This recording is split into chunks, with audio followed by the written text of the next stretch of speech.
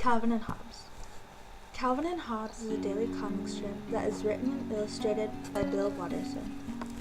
Its first comic strip came out on November 18, 1985. This is where the reader is introduced to the two main characters, Calvin and Hobbes. Throughout the comic, you see that Calvin has Hobbes, a life-size tiger, but to everyone else, Hobbes is a stuffed animal. It is never explained if Hobbes is part of Calvin's imagination or if he comes to life when no one else is around. The author, Bill Watterson, explained that it was all in the eye of the beholder, but it is known that Hobbes is real, yet fans today still debate over these theories. Calvin is a 6-year-old boy who has a very vivid imagination. During the day, he might imagine himself to be on Mars as an astronaut named Spaceman Spiff, or in the era of the dinosaurs as a T-Rex. Usually, he thinks he is the hero, and others around him are the villains, such as his teachers and parents.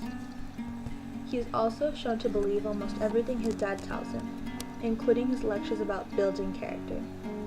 He is also shown to dislike things such as baths, his mother's cooking, and his babysitter, as well as his neighbor Susie, though it is said that he has a crush on her. Calvin is also seen to build snowmen, throw snowballs, and go sledding in the winter. And in the spring and summer, he likes to play Calvin ball, a game he invented that can't have the same rule twice. Although he doesn't enjoy or show interest in school, he is really smart.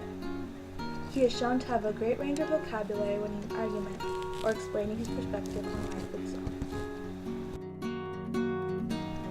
Hobbes is Calvin's best friend who is a tiger. It is never explained how they first met, but the author feels that this is unimportant to the storyline.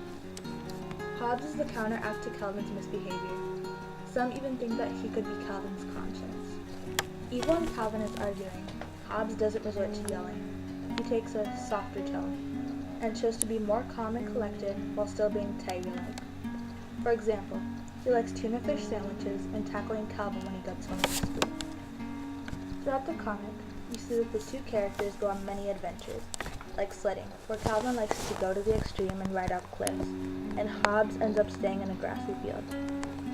They also have a club called Gross, meaning get rid of slimy girls, mostly to annoy Susie, the girl next door.